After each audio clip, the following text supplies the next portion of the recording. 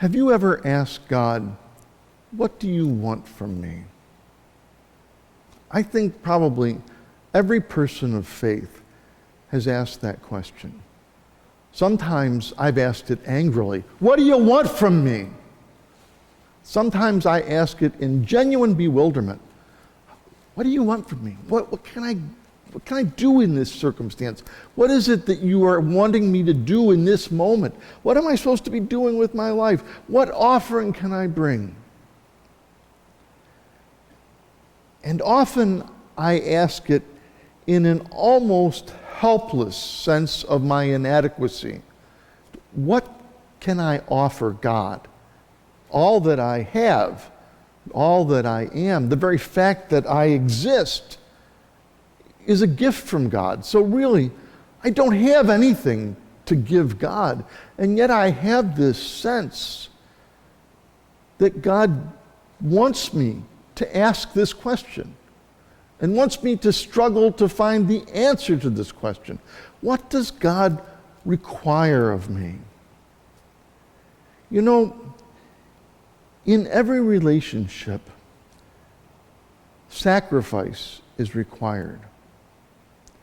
If you love someone, it is going to be costly to you. If you love your spouse, your partner, you're going to have to give of yourself to that other person if you hope to have a healthy and happy relationship. We know this. We know that to the extent that we either are successful or failures as parents, it's about whether we have been able to make the donation of ourselves to our children. Not just giving them stuff, not just getting them into private schools, not just paying for their college or throwing a big party when they get married someday, but giving ourselves to them. That's what makes either a successful relationship or an empty shell of a relationship. And so it is crucial for us as people who are keenly interested in our relationship with God to ask, what do you want from me? What is it that I can give to you? I'll be honest with you, when I ask that question of God, a lot of times my ego gets in the way, and I begin to float into fantasies of the way in which I could give some great sacrificial gift of myself to God, that in some one shining romantic act of self-sacrifice, I could prove that I love God and I would do anything to fulfill God's purpose in my life. You know, it's kind of a Messiah complex, if you will. We imagine that we would do that one brave, lovely, gratuitous gift of ourselves to God and perhaps to humanity as well, so that we imagine ourselves like the hero at the end of the Tale of Two Cities. You know, it's a far, far better thing I do than I have ever done. It is a far, far better resting place I go to, etc., etc., etc. We see ourselves as the hero of our own story in which we make that grand sacrificial gift. Well, maybe you're not the egoist that I am, and maybe you haven't suffered that way. But a lot of humans do, and we do it even in our own personal relationships. We sometimes imagine that we can make up for long periods of neglect by making one grand gesture of love and self-sacrifice, and that somehow the person who receives our gift of sacrifice will forget about the long history in which we have not really paid attention and have not invested ourselves in the relationship.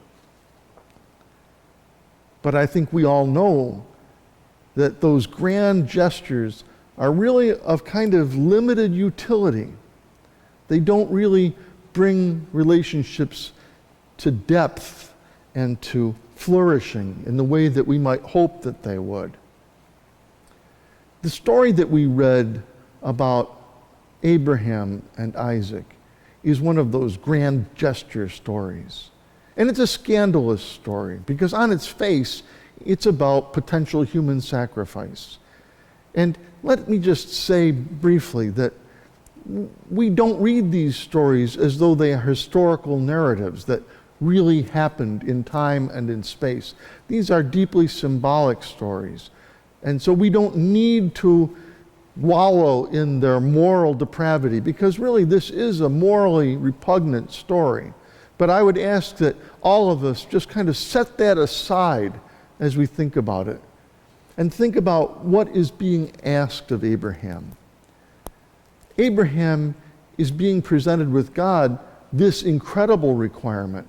If Abraham were to ask of God, what do you require me to do or to be? God says to Abraham, I want you to give me your son, your only son, whom you love, Isaac.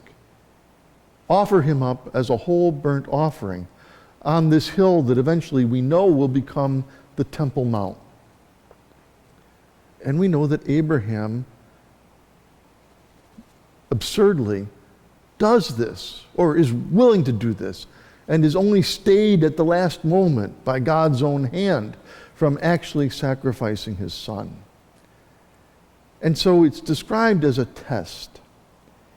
And I would suggest that if this was a literal historical story, then Abraham would have failed the test, because if he really did hear God calling him to do this, and he was willing to do it, then he failed the test, because the test would have been, are you willing to stand up to God when God asks you to do something that's wrong? But that's topic for another sermon. Abraham hears this call as, to him, the focused answer to that question, what do you want from me, God? And God says to Abraham, I want Isaac. And the reason I want Isaac is because Isaac is the visible symbol that your life has a purpose. Isaac is the visible symbol that everything I said to you about what your life would mean, that you would be given a land, a good land, and that you would be the father of many nations. It all resides in Isaac, because without the heir, you can't be the father of many nations. And it doesn't matter what kind of land you have. So I want you to take this thing, this person, this destiny, this whole eons of generations ahead that is all encapsulated in this boy, and I want you to sacrifice that, to give that up to me. And Abraham's prepared to do it. But God actually doesn't require him to do that. God wanted to know if he trusted the promise giver enough to give up the evidence that the promise had been fulfilled. God wanted to know how much Abraham valued that relationship. And Abraham clearly was willing to give it all. Now, I think it's stories like these that lead me to think that the life of faith gets encapsulated into these grand gestures, these high drama moments in which you take that one distilled essence of your most valued identity, purpose, possession, and you give it to God, and that settles it forever.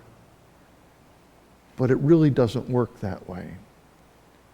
You see, this story is a story of human sacrifice, and we think, yeah, that's what makes it so horrible.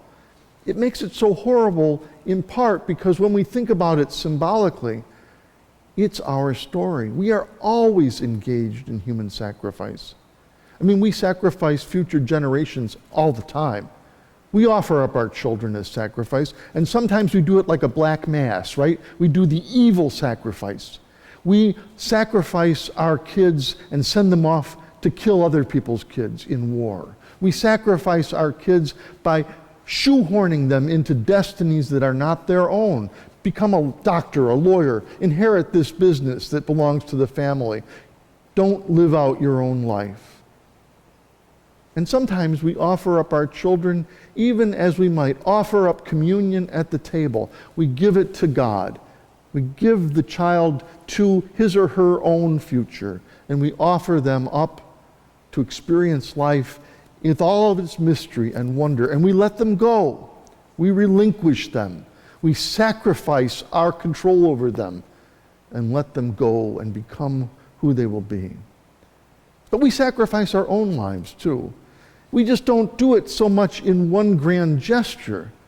We do it little by little, piece by piece, moment by moment. If you have achieved anything in your professional life, you did it by sacrifice. You gave up other things to get that thing. If you have become a really fine musician, or even kind of a lousy musician, you have done so by sacrificing lots of time in practice and in attention. If you have a passion for any art, you have offered yourself to it. And if in fact you have neglected larger purposes in your life, if you haven't given yourself to some achievement professionally, some achievement in art or in literature, if you haven't really given yourself over in love in relationships to each other, if you haven't even given yourself over to some avocation, some hobby, but have only frittered your life away and never focused on anything, you have also made a sacrifice. You've just made a very bad deal in the sacrifice.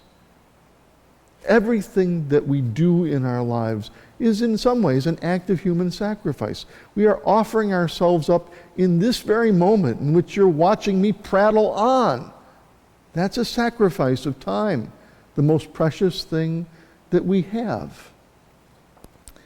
We imagine often that what God wants from us is the grand gesture, the offering up of Isaac, the willingness to lay down our lives literally to stand up for the gospel or for our relationships with those who we love.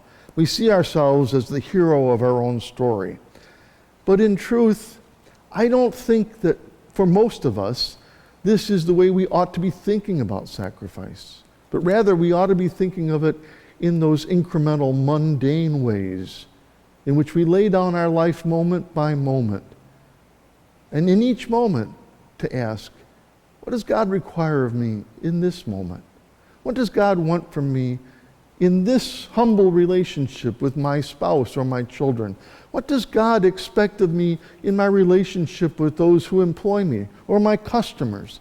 What does God want from me as a citizen in this country? Well, how does God want me to live as a neighbor, both my literal neighbors right next door and those that are scattered out throughout the world? What does God require of me? In the gospel today, we hear the conclusion of Jesus' speech that he makes to send forth his apostles. And he tells them, as we heard last week, that the mission he's given them is a daunting one. And it's going to be met with a lot of resistance and danger. And he sends them out quite vulnerable. No staff in their hand, no purse to carry, not even a change of clothes or an extra pair of sandals. All that he sends them out with is with his blessing and with the expectation of hospitality. And so, as he sends them forth, he says, whoever welcomes you welcomes me. Everyone who grants you an act of hospitality is welcoming me. And I tell you, even a cup of cold water given to you is a gift to me, an act of sacrifice. And I think it's that cup of cold water, my friends, that we ought to be thinking about. That it's those small gifts of ourselves to those who meet us in life. Those are the ways in which we are offering up our life to Christ. Because Christ comes to us not only in the apostles who he sent out, or the disciples who are even to this day doing his work, but Christ said that he would be met in who? The homeless, the naked, the poor, the sick, the imprisoned. Christ comes to us in the face of all the little ones. And to each one of those that we offer the cup of cold water, we have made a sacrifice of ourselves. We have responded to the question that God asks us. of what we will offer of ourselves. And so we have an opportunity to give of ourselves, not necessarily in some grand gesture, but with a phone call or a visit, or perhaps even more sacrificial gift, listening to people, especially people who we really don't have time for, and whose stories and whose prattle does not interest us at all, but to make space in our lives for them, and to give them not necessarily the sun and the moon and the stars, but a cup of cold water in the name of Christ. What do you want from me?